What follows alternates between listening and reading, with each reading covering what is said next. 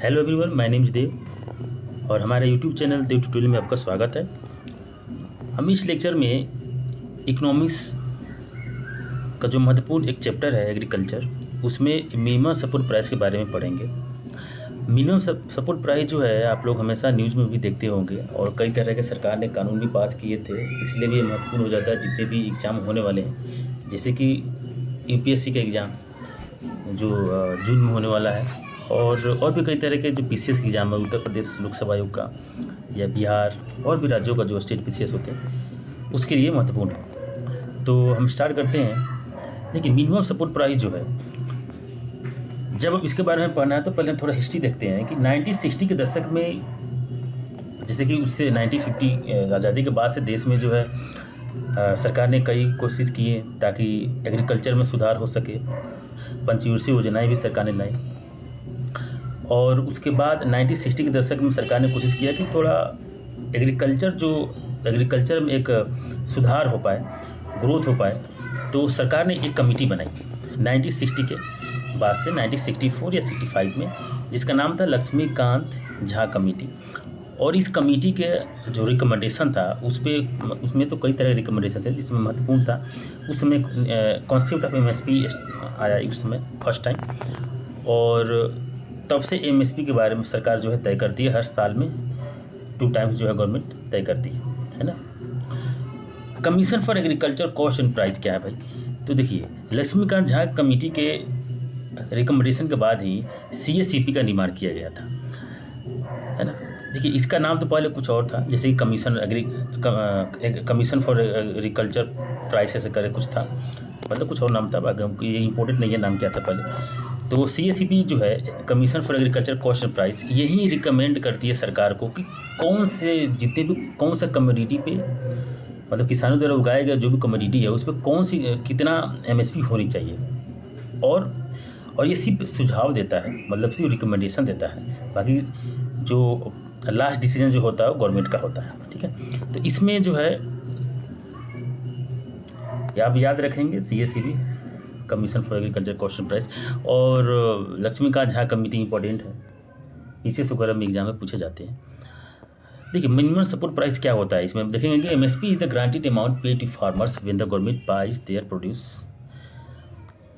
मतलब कि जो एमएसपी एक तरह के किसानों को गारंटी दी जाती है कि उन्हें एक फिक्स अमाउंट पेड किया जाएगा। मतलब कि जो मिनिमम सपोर्ट प्राइस जो है, ये मतलब कि क्रॉपिंग के पहले ही इसको जारी कर दिया जाता है गवर्नमेंट के द्वारा। जैसे कभी फरवरी में आपने न्यूज़ में देखा होगा, फरवरी में लगभग 22 कमोडिटीज़ पे सरकार ने जारी कर दिया था, मिनिमम सपोर्ट प्राइस अनाउंस कर दिया, ताकि किसानों को ये एक जोखिम ना रह जाए कि उनका जो प्रोडक्ट है, उनका जो कमोडिटी है, मार्केट में उनके हिसाब से या उनके कॉस्ट के हिसाब से पैसे, मतलब जो भी खर्च हुए हैं वो कॉस्ट से अधिक उनको मुनाफा हो रहा है या नहीं। कई बार पहले ये होता था कि किसान की जितनी लागत है उसके एग्रीकल्चर में, उसकी खेती करने में, उससे कम अमाउंट में उसका प्रोडक्ट जो है मार्केट में बिकता था। तो सरकार इस मिनिमम एमएसपी के अंतर्गत सरकार क्या करती है कि किसानों को एक तरह से गारंटी देती है ताकि उनका जो है प्रोडक्ट, ठीक है। और एमएसपी जो है is the based on the recommendation of the commission for the agriculture cost and prices. तो बताएंगे आपको सीएसीपी विच कंसिडर्स वेरियस, कई तरह का फैक्टर्स ये कंसिडर करता है सीएसीपी। जैसे कि प्रोडक्शन का जो कॉस्ट है कितना है, किसानों द्वारा जो भी कॉस्ट हुए हैं प्रोडक्शन में, जो लागत लगा है, मार्केट में डिमांड एंड सप्लाई कितनी है, और मार्केट प्राइस ट्रेंड्स क्या है, इंटरक्रॉप प्राइस पैरिटी कितना है। तो इन सारी चीज़ों को ध्यान रखते हुए एमएसपी तय की जाती है, मतलब कि जो रिकमेंडेशन आती है सीएसीपी के द्वारा, ठीक है।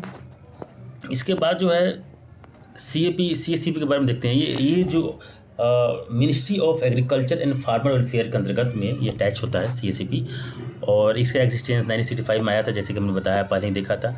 और the cabinet committee on economic affair इसको चेयर, और जो cabinet committee on economic affair है, ये प्राइम मिनिस्टर ऑफ इंडिया के द्वारा चेयर किया जाता है। ये CCEA जो है, cabinet committee on economic affair, यही फाइनल डिसीजन लेता है। जैसे कि मान लीजिए CACP जो है, CACP जो है रिकमेंडेशन कर दिया है ना। इन्हें जो है 22 कमोडिटी जो मान लीजिए इस बार इन्होंने रिकमेंडेशन देती है कि जैसे कि वीट है या पैडी है, इसका इतना प्राइस होना चाहिए, ठीक है। अब जो फाइनल डिसीजन उस रिकमेंडेशन को गवर्नमेंट मानेगी कि नहीं मानेगी, तो फाइनल डिसीजन जो होता है ये होता है किसका, CCEA का होता है, मतलब cabinet committee on economic affairs का होता है, ठीक है। इतनी बात हम समझ गए। तो अब देखते हैं कि जो 22 कमोडिटीज़ हैं MSP के अंदर में, है ना, तो उसको देखते हैं खरीफ क्रॉप्स में कौन कौन है, फिर रबी क्रॉप्स में कौन कौन सा है, तो उसको समझ लेते हैं एक बार। एक तरह की फैक्चुअल है, इसको थोड़ा याद करना ही पड़ेगा, क्योंकि सीधे एग्जाम में भी UPSC के भी पेपर में यहाँ सीधे आता है। तो खरीफ क्रॉप्स में देखिए पैडी है, ज्वार है, बाजरा, रागी, मिर्च, तूर, मूंग, उड़द, ग्राउंड नट, सनफ्लावर सीड है, सोयाबीन है, सेसमम है, नाइजर सीड है, कॉटन है। ये नाइजर सीड देखिए इस बार 2023 में प्रीलिम्स में आया हुआ था क्वेश्चंस।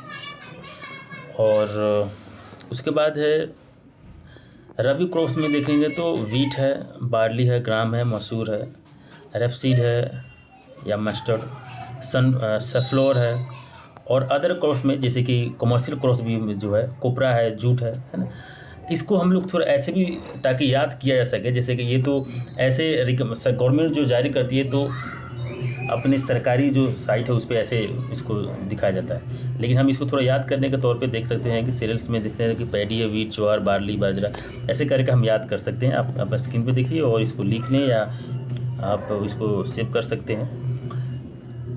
इसमें हमने जो शुगर केन होता है उसके बारे में हमने नहीं बताया आपको, क्योंकि शुगर केन का जो एक तरह से MSP हम लोग कहते हैं उसको, वो फेयर एंड रिम्यूनरेटिव प्राइस होता है, मतलब FRP होता है ना। वो MSP से अलग होता है। और FRP जो होता है ये CCEA के द्वारा जो है डिसाइड किया जाता है ना, कमेटी ऑन इकोनॉमिक अफेयर्स के द्वारा डिसाइड किया जाता है। और इसके जो है इसके भी जो चेयरमैन जो होते हैं, मतलब इनमें जो मेंबर्स होते हैं, जो प्राइम मिनिस्टर होते हैं, डिफेंस मिनिस्टर होते हैं, और भी लोग जो होम मिनिस्टर हैं, फाइनेंस मिनिस्टर हैं, है ना। तो ये सारी चीज़ें लोग होते हैं, ठीक है। और ये किसके लिए तय किया जाता है, तो शुगर केन के लिए किया जाता है। थोड़ा सा समझ लेते हैं खरीफ क्रॉप्स, रबी क्रॉप्स, ऐसे ये कई बार यहाँ से भी क्वेश्चंस आने की, या एक क्वेश्चंस में नेक्स्ट स्टेटमेंट या सेकेंड स्टेटमेंट दिया जा सकता है और दिया भी जाता था। और या PCS में तो सीधे पूछे भी जाते हैं कि ये कौन सा जो इसमें कौन सा क्रॉप्स जो है किस क्रॉप्स में, मतलब खरीफ में आता है या रबी में आता है, ऐसी चीज़ों को देख लेते हैं। तो इसकी खरीफ क्रॉप जो है ये मेनली जो है जून जुलाई में क्रॉपिंग की जाती है और अक्टूबर तक ये रहता है इस सीजन में। उसके बाद जो है रबी क्रॉप जो है ये है अक्टूबर से लेके अप्रैल के मंथ तक का होता है। और खरीफ क्रॉप में जो है राइस है, मीज है, मिलेट है, रागी, पल्सेस, सोयाबीन, ग्राउंडनट, ETC और भी कई तरह के फसल आते हैं। और रबी क्रॉप्स में जो है वीट है, बार्ली है, मस्टर्ड है, ओट्स हैं, ETC, ठीक है। तो